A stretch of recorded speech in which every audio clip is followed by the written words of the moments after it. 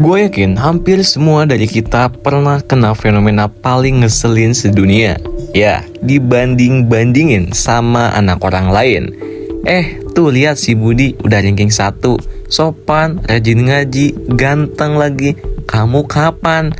Atau belajar dari si Siti dong, pintar masak, rajin bantuin orang tua. Masa kamu aja gak bisa sih? Dan yang lebih lucunya lagi, di rumah sebelah si Budi dan si Siti ini juga lagi dibandingin sama kita. Ya, siklus ini muter-muter aja kayak roda biang lala. Gak ada ujungnya coy, kayak sebuah paradoks. Seolah-olah hidup ini adalah sebuah kompetisi tanpa akhir, di mana orang tua sibuk menakar prestasi anaknya berdasarkan keberhasilan anak orang lain. Tapi sebenarnya kenapa sih orang tua hobi banget melakukan hal ini? Kenapa membandingkan anak kayaknya udah jadi tradisi turun-temurun yang susah banget dihapus gitu? Tapi kalau dipikir-pikir nih ya, ini kayak penyakit sosial yang diwariskan dari generasi ke generasi. Di Jawa ada istilah sawang sinawang, yang berarti manusia cenderung melihat hidup orang lain lebih baik daripada hidupnya sendiri. Dalam versi yang lebih modern, ini mirip dengan konsep rumput tetangga selalu lebih hijau. Masalahnya orang tua nggak sadar nih kalau mereka sendiri dulu juga pernah dibanding-bandingkan waktu kecil gitu. Alih-alih sadar bahwa itu menyakitkan, mereka malah mengulangnya ke anak-anaknya. Kan kocak banget ya guys. Dalam psikologi ada beberapa alasan kenapa orang tua suka membandingkan anaknya dengan orang lain. Pertama, teori social comparison dari Leon Postinger menjelaskan bahwa manusia secara alami cenderung membandingkan diri mereka dengan orang lain untuk mengevaluasi diri sendiri. Orang tua nggak terkecuali gitu. Mereka melihat anak lain sebagai standar dan membandingkannya dengan anak sendiri, seolah-olah hidup adalah perlombaan yang harus dimenangkan. Masalahnya di sini adalah anak bukan angka statistik yang bisa diukur seperti nilai sekolah gitu coy. Mereka adalah individu unik dengan potensi masing-masing. Ya, mereka memiliki bakatnya masing-masing gitu. Selain itu, banyak orang tua juga tanpa sadar memproyeksikan impian mereka sendiri ke anaknya. Mereka ingin anaknya sukses dalam bidang yang dulu mereka gagal atau nggak sempat jalani gitu. Misalnya, orang tua yang dulu nggak bisa kuliah di universitas ternama, jadi ngotot anaknya harus masuk kampus terbaik. Bukan karena itu jalan terbaik buat si anak, tapi karena itu bisa jadi kemenangan buat si orang tua. Ya, ini emang jelas egois banget gitu. Faktor lain gak kalah besar adalah gengsi sosial. Punya anak yang berprestasi itu seperti punya trofi yang bisa dipamerkan ke tetangga dan keluarga besar gitu. Ada tekanan sosial bahwa anak yang sukses sama dengan orang tua yang berhasil. Makanya kalau ada anak orang lain yang terlihat lebih unggul, reaksi pertama mereka seringkali bukan mendukung anaknya berkembang dengan caranya sendiri, tapi malah menekan dan membandingkan supaya mereka enggak kalah. Kan kocak banget, kan gokil banget gitu. Dan yang lebih parah, kebiasaan ini seringkali nggak disadari. Banyak orang tua membandingkan anaknya karena mereka sendiri dulu juga dibanding-bandingin. Alih-alih menyadari betapa menyakitkannya dibandingkan, mereka malah mengulanginya lagi tanpa sadar. Jadilah lingkaran setan, paradoks yang terus berulang dari generasi ke generasi. Sayangnya dampak psikologis dari kebiasaan ini nggak bisa diremehkan nih guys. Membandingkan anak mungkin terlihat sepele, tapi efeknya bisa sangat panjang, bahkan sampai mereka dewasa.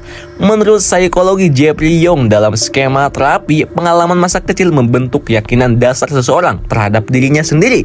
Anak yang terus dibandingkan akhirnya membangun keyakinan bahwa mereka nggak cukup baik, nggak cukup pintar, dan nggak akan pernah bisa memenuhi ekspektasi orang lain. Akibatnya mereka tumbuh menjadi orang yang insecure dan selalu meragukan kemampuan sendiri gitu. Kan kocak banget. Selain itu, membandingkan anak juga bisa menciptakan fixed mindset, seperti yang dijelaskan oleh Carol Dweck dalam teorinya tentang growth mindset. Anak yang selalu dibandingkan cenderung percaya bahwa nilai diri mereka hanya diukur dari pencapaian. Mereka tumbuh jadi pribadi yang takut gagal, selalu merasa harus sempurna dan gak bisa menikmati proses belajar karena yang penting cuma hasil akhir. Ini ternyata bisa memicu gangguan kecemasan atau anxiety disorder. disorder di kemudian hari gitu.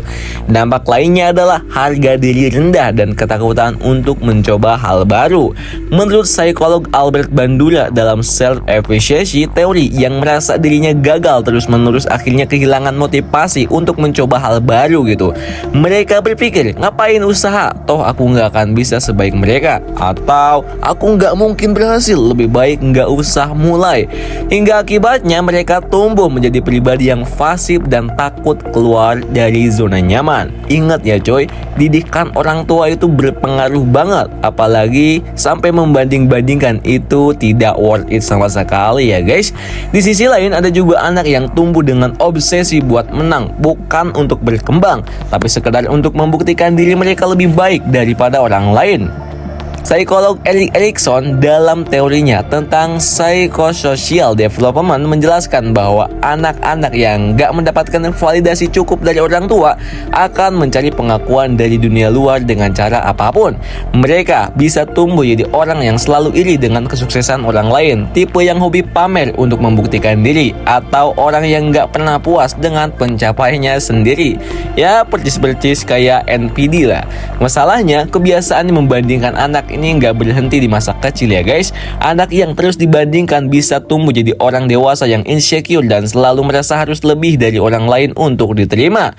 Mereka bisa jadi orang yang selalu iri dengan kesuksesan orang lain, atau malah jadi tipe yang hobi pamer untuk membuktikan bahwa mereka lebih baik. Dan yang lebih parahnya lagi, kebiasaan ini bisa berlanjut ke generasi berikutnya.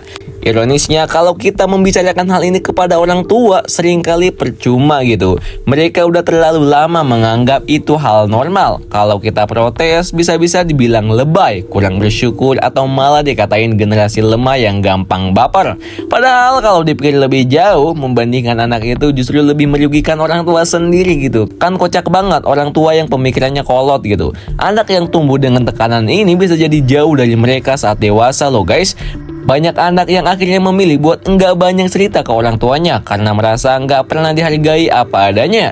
Yang ada cuma tuntutan, ekspektasi, dan standar yang enggak pernah realistis. Fenomena membanding-bandingkan ini bukan sekedar masalah pola asuh, tapi juga masalah sosial yang sudah mengakar dalam budaya kita gitu. Orang tua membandingkan anak karena mereka sendiri dulu dibandingkan. Siklus ini terus berulang. Mereka lupa bahwa setiap anak punya jalannya sendiri, potensinya sendiri, dan waktu berkembangnya sendiri. Bukan kayak produk pabrik yang harus seragam dan bisa dibanding-bandingkan. Tapi ya begitulah realitasnya, masih jauh dari kata ideal. Selama gengsi masih jadi prioritas, selama orang lebih peduli pencitraan sosial dibanding kebahagiaan anaknya sendiri, selama sawang sinawang masih jadi budaya, tradisi membandingkan anak ini bakal terus ada gitu. Pertanyaannya sekarang adalah, kita mau terus terjebak di lingkaran ini atau mau jadi generasi yang memutusnya? Coba tulis pendapat kalian di kolom komentar ya guys.